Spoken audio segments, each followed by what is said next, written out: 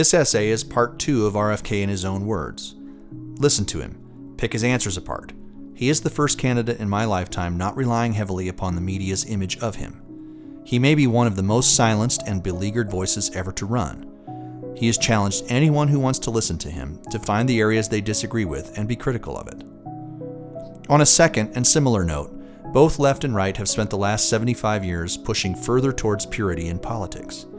It has created less dialogue and debate, and has dumbed down the population to pick candidates for office based upon checkboxes. It has made propaganda that much easier for the ruling class to use. If no one fits every box, they need to be vilified and dismissed. When someone comes along and discusses ideas that are not perfectly in alignment with the propagated doctrines, they are accused of apostasy and tossed to the side. I believe America is tired of that method. The results have been atrocious. We live less free and more controlled by nearly everything than any previous version of the American Republic. Mr. Kennedy seems to be awakening a sleeping giant, a large swath of the population that are learning for the first time that the things they believed about the government were disingenuous at best and sinister at worst. Listen for yourself, debate this, and move away from the labels. They ultimately are not helpful in our descriptions. I think that you may find a vote and enthusiasm for Mr. Kennedy is not a compromise of your values or your positions. You may just hear what you've been longing to hear from a leader. Good leaders don't drag their people to their destiny. They point the way and let the truth do its annealing. The World Health Organization. Well, I understand how the WHO works, and the WHO has completely lost its way, and now it's making a power grab to try to give itself the power to declare pandemics and then impose healthcare policy on its member nations. I'm not going to let them do anything like that. I'll defund the WHO. It's now become an instrument for China, for Davos, and for the pharmaceutical industry and for the big ag industry. And so we need those kind of studies actually done before we mandate or spend huge amounts of money, on pharmaceutical products that are clearly enriching pharmaceutical companies but are not well understood and well tested. And so I'm going to make sure that the WHO does those things, that it becomes a health organization again, otherwise I won't fund them. Energy policy. The same thing will happen if we build a national grid for energy. We turn every American into an energy entrepreneur, every home into a power plant, and we power this country on what Franklin Roosevelt called America's industrial genius, the innovation of our country, this entrepreneurial spirit, rather than Saudi Arabia oil or Appalachian coal. And that is what we ought to be doing. Once you build that grid, it becomes a marketplace, and the marketplace drives efficiency. The CEO of IBM announced that IBM was getting out of the PC, the private personal computer business, because there was no money in it. But then we built a marketplace. Now everybody has a personal computer, and what happened to the cost of bits and bytes of information? It went to zero. Today you just pump it into a phone and you've got it instantaneously for free. So the cost of bits of information went to zero. The same thing will happen to electrons if we build a grid for energy. Chronic disease. One after the other, they say to me, thanks for talking about these chronic diseases because I have, and then fill in the blanks. What's happening to our children? Why are we letting this happen to them? When my uncle was president, 4% of GDP went to healthcare. Today it's 20% and it's growing exponentially. And we're sicker. We're spending $4.3 trillion annually. We spend double or triple what European nations pay per capita, have the worst health outcomes. We're 79th in health outcomes. We're behind Costa Rica, behind Nicaragua, behind Mongolia, behind Cuba, the Republicans and Democrats. When you ask them about health care, they're arguing about whether we should have Obamacare or whether we should have single payer, public-private option, and all of those discussions are just about moving deck chairs around on the Titanic. Nobody's talking about how to end it, how to stop the ship from sinking. You ask CDC, how is this a good thing, what you guys did? They say, well, it's not our fault. It's because Americans have this chronic disease epidemic, the highest chronic disease burden on earth. But that doesn't exonerate CDC. Why is not anybody asking the next question? Why are we the sickest people on earth?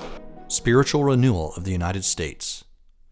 The purpose is to build character. We do that in a lot of different ways, but it's not by accumulating stuff.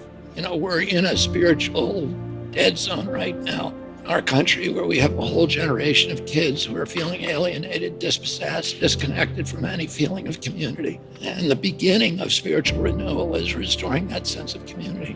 One of the ways I'm going to do that is to start a series of spiritual renewal centers of farms around the country where people will grow organic food, where kids will be able to go for free and get off of SSRIs, get off of benzos, get off of Adderall, and get off of illegal drugs.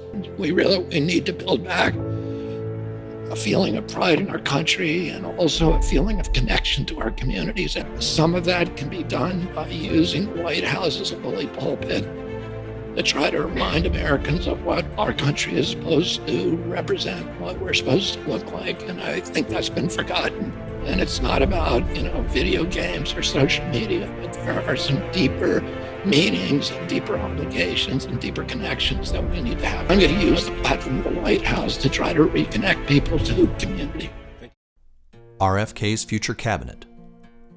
I think about that a lot, and I think about specific people that I want to have in my cabinet, and I wanted to be like what Lincoln did, which is he included in his cabinet, which was probably the most effective in American history, a team of rivals, of people who didn't agree with him, of people that were in some cases more intellectually adept, of their own loyal political constituencies that had talents that he didn't have, and he wanted to bring all of those kind of the best people together who were really results-oriented to try to restore the country. And I think that's what we need today. People who are Republican and Democrat and independent, who are high-minded people, who are honest and have integrity, and who will work to unravel the capture of our public agencies and put this country back on the rail again.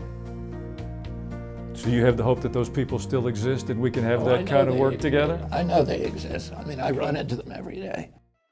The CIA. I wouldn't disband it, but I would separate it. I will separate it from the espionage division, and I will have the espionage division overlooking the plans division, and I would use it a lot less aggressively. You can kill a terrorist with a drone attack, but who's measuring the impact of that, the long-term impact? Making a drone strike on an Afghan village and making everybody else in that village now want to strap on a suicide. Right. Nobody ever looks at that, and that is the kind of thing that's made America much less safe.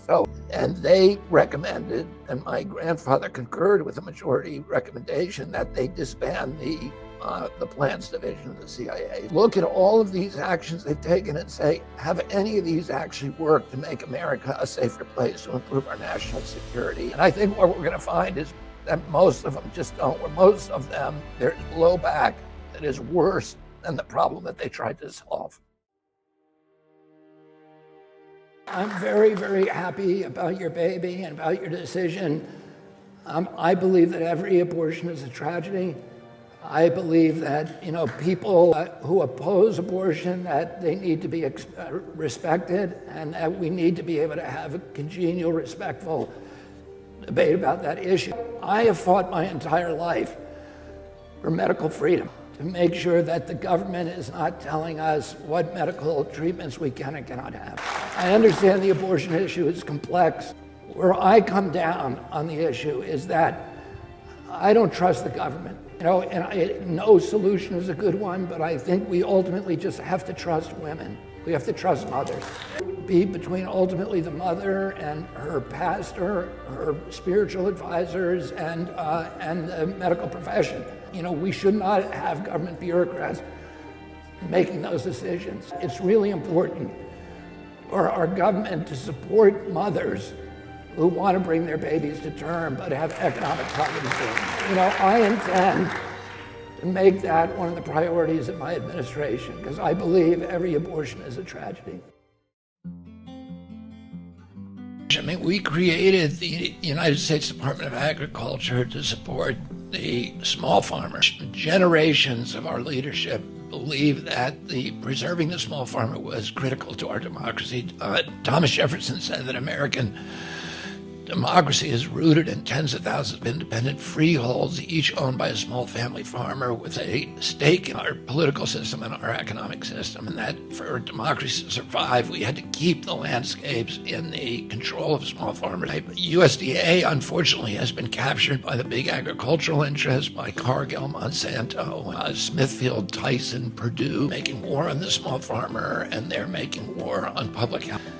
You have to eat 8 carrots today to get the same nutritional value that 1 carrot would give you a generation ago. And the carrot is then loaded with all of those chemicals, with this entire universe of terrible, terrible chemicals for which none of them have been adequately tested for safety. The assumption is that all chemicals are good for you unless proven guilty. Start using every mechanism I can to incentivize regenerative agriculture, which farmers want to do. No farmer wants to be in the commodity business.